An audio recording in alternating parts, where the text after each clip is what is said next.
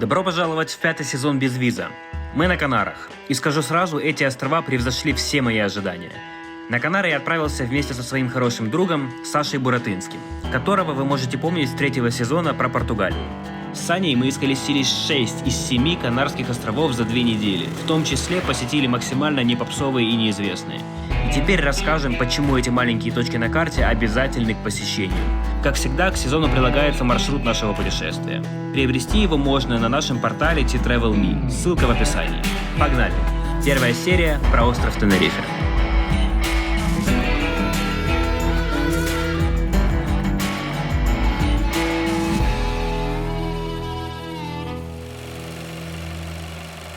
Пані та панове, ми вітаємо вас на Тенеріфе. Для вашої безпеки та комфорту, будь ласка, залишайтеся на місцях до вимкнення сигналу «Застебнути ремені безпеки».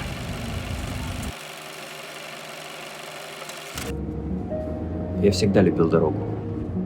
Кому-то она может показаться километрами монотонного полотна, которые нужно вытерпеть на пути к очередной красивой локации. Для меня же это главный источник неожиданной красоты. Поскольку я сам составляю маршруты своих путешествий, конечные пункты поездки мне всегда известны заранее. А вот то, что между этими пунктами, зачастую дарит приятные сюрпризы. Так произошло и с самой знаменитой локацией на Тенерифе – национальным парком Тейде. Все знают про вулкан Тейде, но мало кто говорит о самом парке, а это огромная территория в 190 квадратных километров. И проезжая по ней, ты увидишь много красоты.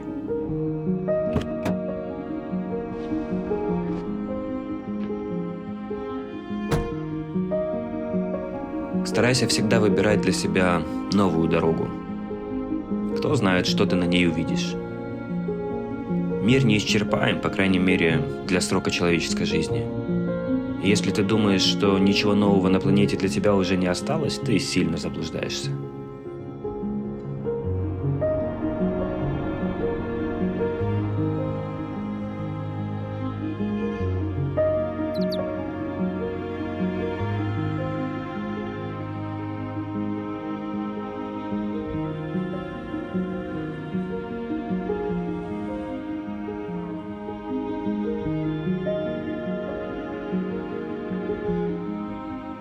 Кстати, летать на коптере в границах национального парка запрещено.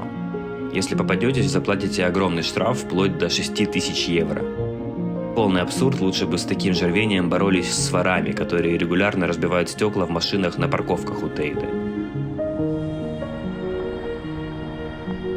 Я все же рискнул полетать, взлетал из укрытия на вершине огромной скалы. Но полетал буквально минут 10, потому что из-за скал регулярно терялась связь коптера с пультом, и был риск потерять коптер в первый же день путешествия.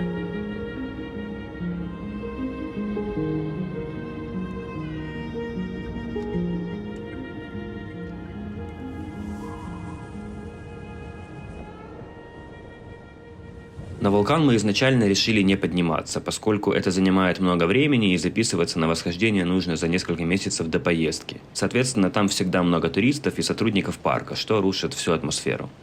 Поэтому закат мы решили встретить в другом месте на северо-западе острова. И это было лучшим решением.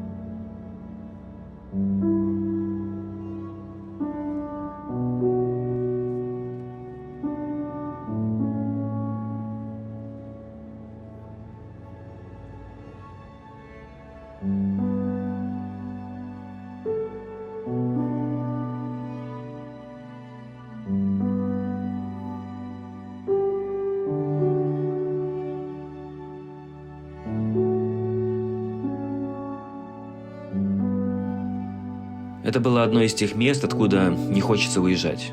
Поэтому мы остались там до темноты, наблюдая за сменой цветовой палитры этого пейзажа.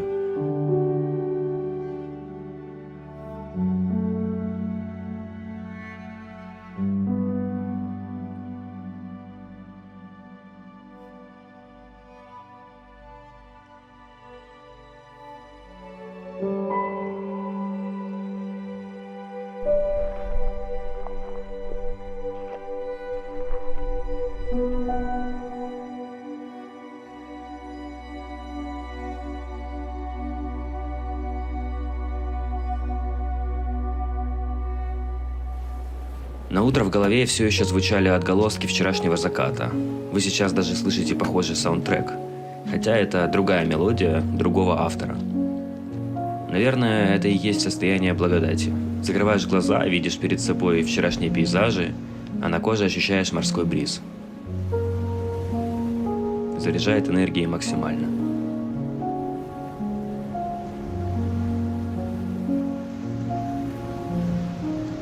С этим зарядом мы отправились в дальнюю дорогу на северо-восток Тенерифе, к самым красивым пляжам на этом острове.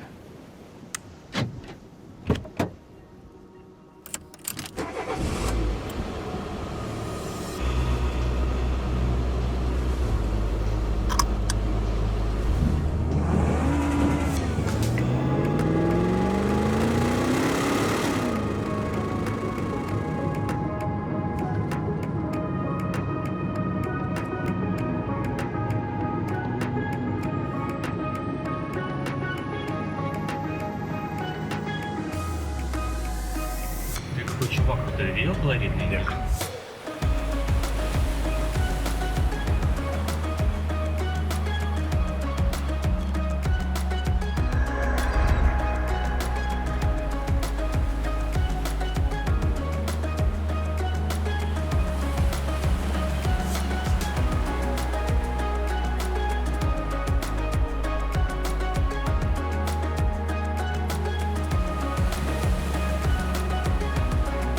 В этом регионе вы можете проводить смело один день, а то и больше. Он зайдет как любителям пляжного отдыха, так и любителям хайкинга.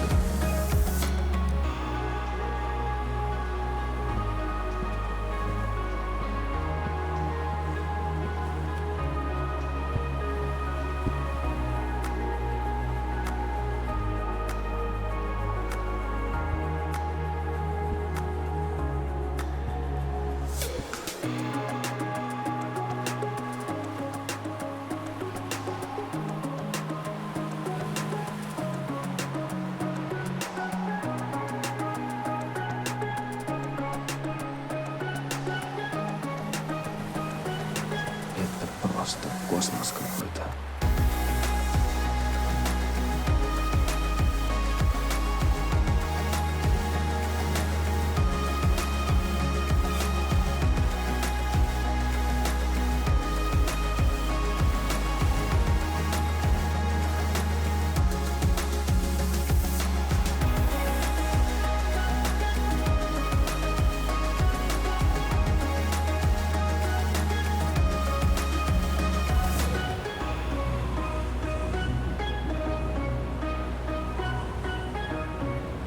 Ну и, наконец, самая значимая для нас локация.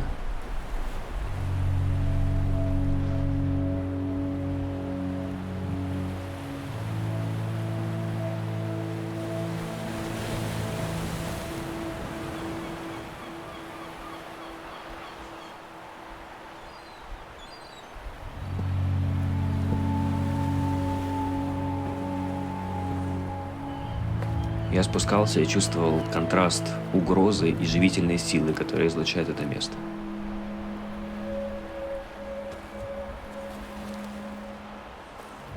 Холодные и мрачные оттенки, масштаб скал – все внушало пиетет и как бы говорило: мы можем прямо сейчас тебя размазать, как муравья, но если ты будешь почтителен, наслаждайся.